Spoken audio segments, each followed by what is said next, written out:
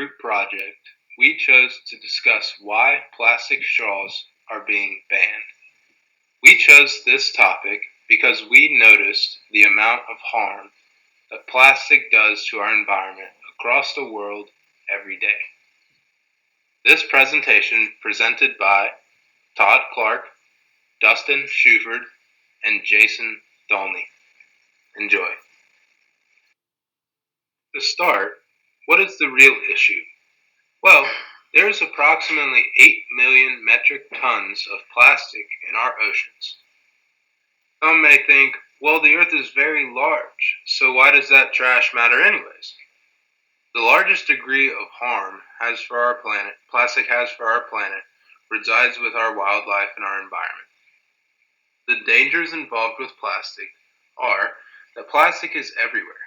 Not all plastic is being recycled, and plastic lasts forever. The largest risk involved with plastic in our environment is that overall it is depleting the planet as a whole. As you can see in this picture, there's an overload of plastic in our oceans that is quickly depleting our planet. On the next slide, you'll find a video with more information.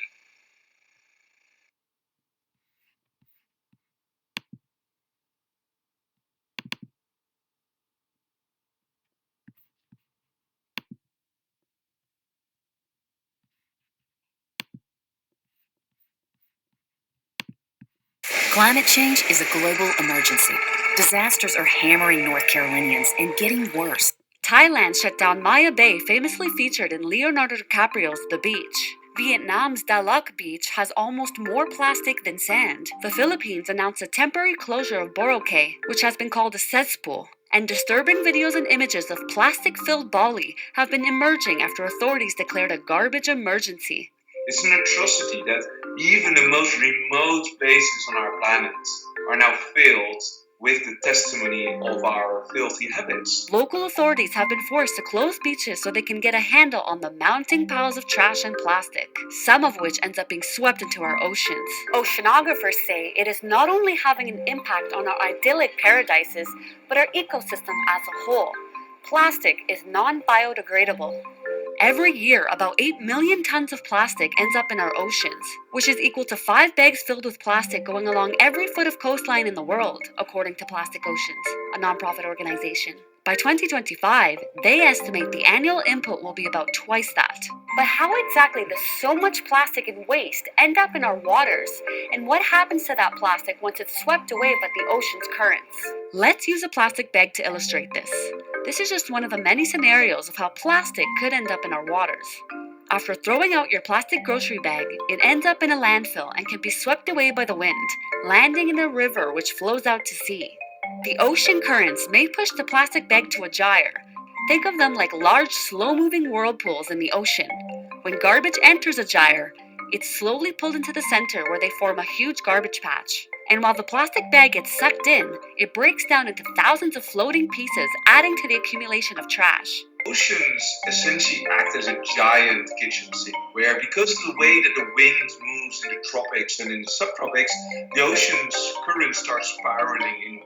And as they spiral inward, they take the plastic with them into the center of what's called the gyres in the ocean. And that is where the garbage patches form. There are 5 giant garbage patches located in the North Atlantic, the South Atlantic, the North Pacific, the South Pacific, and the Indian Ocean. The biggest of the garbage patches is the North Pacific Garbage Patch between Hawaii and California.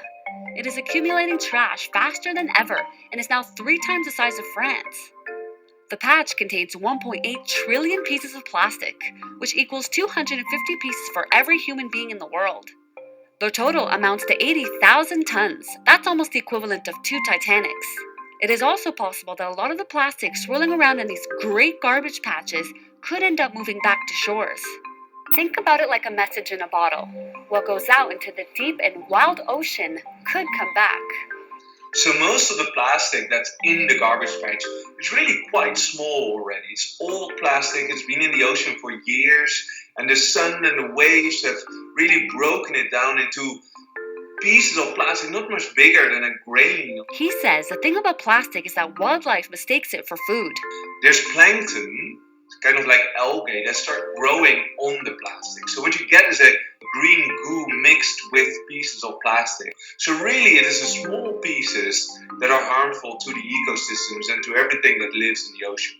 Over the last 10 years, we have produced more plastic than all of the 20th century, according to Plastic Oceans. According to Algalita, an organization that researches how to solve the plastic pollution crisis, we should use alternatives to plastic products such as paper or glass. We should be avoiding single-use products such as water bottles, plastic bags, and straws. They also say that it is our responsibility to recycle all materials properly, and municipalities need to improve their waste management systems. When it comes down to it, Eric says there is no way of filtering out the trillions of millimeter-sized plastic bits that have ended up in our oceans. We can stop the problem from getting even worse by reducing plastic, by asking and demanding better waste management systems, by just making sure that whatever we do with plastic in our economy, in our daily lives, that plastic doesn't end up in our environment, because really it just doesn't belong there.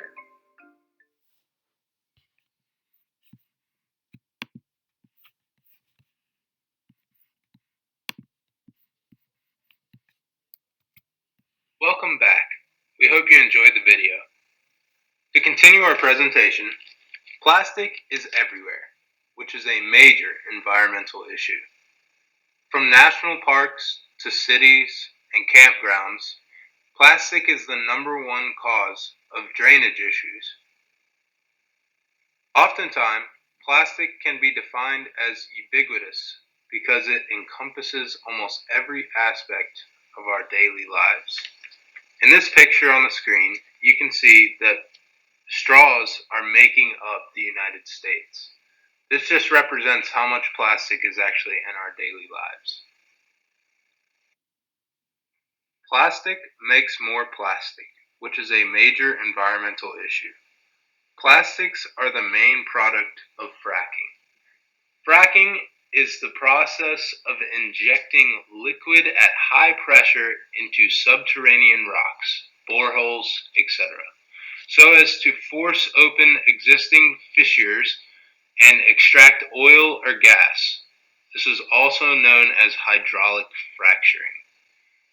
Fossil fuels removed from shale and other rock formations turn into resin pellets, and they are used to manufacture even more plastics, such as plastics that are easily discarded and plastics that are usually designed to be single use.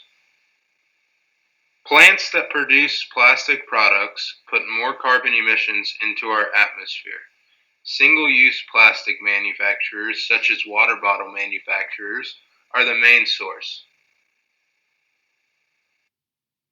Plastic kills wildlife, which is a major environmental issue. It is estimated that 270,000 tons of plastic is floating in the world's oceans and is threatening 700 marine species. Animals far and wide will eat objects to explore what they are eating. Eating a piece of plastic, an animal can experience malnutrition, intestinal blockage, or slow poisoning from chemicals leached from or attached to the plastic that they eat.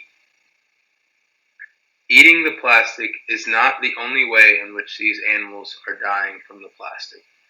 Birds, sea turtles, and fish can get entangled in plastic debris and slowly die. Imagine getting stuck in a plastic trap and not being able to release yourself, and no one can get you out. You may not die right away, but eventually you will die from the hunger and lack of water. Plastic can become a restraint to movement, causing a slow death of hunger and lack of nutrients. Lack of recycling is a major environmental issue. Not all plastic is recyclable, and not all plastic is recycled. This is an issue that we as humans have to fix for our entire environment. The way in which this can change is for us to educate ourselves and understand what types of plastics go in recycling and what types of plastic go in the trash. Also, we have to stop littering and allowing plastics to have an easy way to get into our oceans. In reality, this is an easy fix, but it has to be a group effort. This means that we have to not be so lazy as humans to ensure that plastics get where they need to go.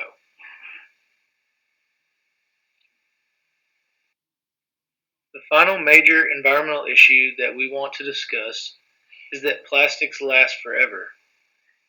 In the article that we used, there was a story about rubber duckies that stated that in 1992, a shipping container filled with 28,000 rubber duckies was lost after it fell into the sea somewhere between Hong Kong and the United States. Even today, those plastic bath toys still wash ashore from time to time, even in totally different oceans as far away as the eastern seaboard of the United States, as well as the coasts of Britain and Ireland. That flotilla of escaped plastic ducks joins millions of Lego pieces, sneakers, styrofoam insulation, plastic crates, and a plethora of other items lost at sea that surprisingly are teaching us about ocean's currents and about the astonishing indestructibility of plastics in marine environments. This means if plastic makes it to the ocean, it will be there forever until it is cleaned up, and as long as we continue to allow it to keep piling up, we will never have clean oceans. It will take all of us on Earth as the whole to make a change in this major issue, but it can absolutely be done as long as we give it an effort. In the next slide, we will discuss how this article and our presentation relate to ARE 336 and our class as a whole. This article and our presentation relate to our class in the way that we need to lower the demand of plastic, which will hopefully create a decrease in the amount of plastic reaching our oceans and killing the animals and environment every year. Decreasing the demand for plastic will decrease the cost for cleanup that we spend each year. This will allow for money to be spent elsewhere, which will help our environment and economy in the long run. In other words, a decrease in demand for plastic will cause an increase in supply of funds for other areas in need within our environment. As you can see by the graph on the slide, increasing the awareness of the dangers of plastic decreases the demand, shown in the bottom left corner of the graph. Less plastic being used, less plastic enters the environment with negative effects. This is shown by the top left graph in the slide. Less cleanup cost worldwide equals cost saving from the environment, which is shown in the bottom right graph. Marginal damage of plastic is much less, creating a less expensive culture. This is shown by the graph in the top right-hand corner. Lastly, we will talk about policies on plastic. On the next slide is a video that will cover foreign policies.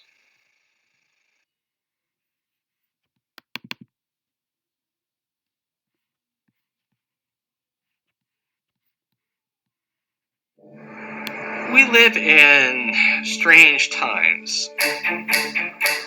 Cities around the globe are limiting our use of plastic carrier bags, and science is wondering if that's really helping the environment at all.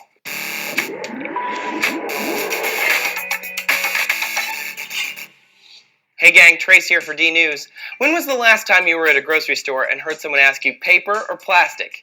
It seems like in a lot of places that phrase is long gone. Plastic bags are pretty much ubiquitous, although they're being taxed and banned in a number of cities. And the National Center for Policy Analysis is seeing if those taxes are worth the cost. The NCPA looked at 6 American cities that have bag laws and assessed if they decreased trash costs in those areas. The results weren't so shiny happy. Here in DC, for example, they added a 5-cent tax to the plastic grocery bags, with funds being used to clean up the Anacostia River. Subjectively, I do use fewer bags. I bring reusable bags with me to the store and generally see fewer around town. And anecdotally, the people cleaning the river say that they have seen fewer bags clogging the shores. But this is where science reveals what our eyes don't always see. When we ban plastic bags, we often replace them with paper and reusable bags. They cost the city more money. Paper bags do biodegrade, unlike plastic bags, but they're 10 times heavier, and they take up more space in city landfills. Reusable bags are often made in China and then shipped here, and they're made with a similar process to the thin plastic bags. So carbon footprint, not so awesome. In Brownsville, Texas, plastic bags have a $1 tax levied against their use, and from 2004 to 2012, their waste fees increased almost 91%. They are not saving any landfill monies at all. That seems to be the case. We are also not saving landfill space. Plastic bags are less than 0.5% of the waste stream, and depending on the landfill, paper bags may not have a chance to biodegrade anyway. If they're buried under too much other refuse, the microbes that are supposed to eat away at the paper won't get to them in time. Now, there are other sides to this policy. 5 years ago, Rwanda banned thin plastic bags in the whole country. Before the ban, the country claimed to have these non-biodegradable sacks blowing around everywhere. There was plastic clogging the waterways and covering agricultural spaces. Now, the capital is one of the cleanest in Africa, which adds to their tourism, productivity, and national pride. In Bangladesh, 9.3 million plastic bags were dumped every year in the city of Dhaka, with only 10% making it into trash receptacles. The city flooded at least twice because that 90% found their way into sewers and drains, which clogged them. I'd argue that we didn't ban plastic bags to make money. We did it to protect the environment. As of 2001, somewhere between 500 billion and a trillion plastic bags were used every single year on our planet, and they never biodegrade. Instead, they photodegrade, which means the sun breaks them down. UV light breaks the molecules into smaller and smaller pieces of plastic until they're invisible to the naked eye, but they never disappear. Scientists assume this takes between 500 and 1,000 years, but plastic bags have only been around for 50, so we're not entirely sure. But regardless, it's a long time. Ask the people of 2463, because they'll still be feeling our plastic bags from 1963. How do you feel about this? Is this a lose-lose situation for consumers? What do we do? Tell us what you do below and subscribe for more D News. Hi, I'm Rex Moore with the Motley Fool in front of BMW's self-driving.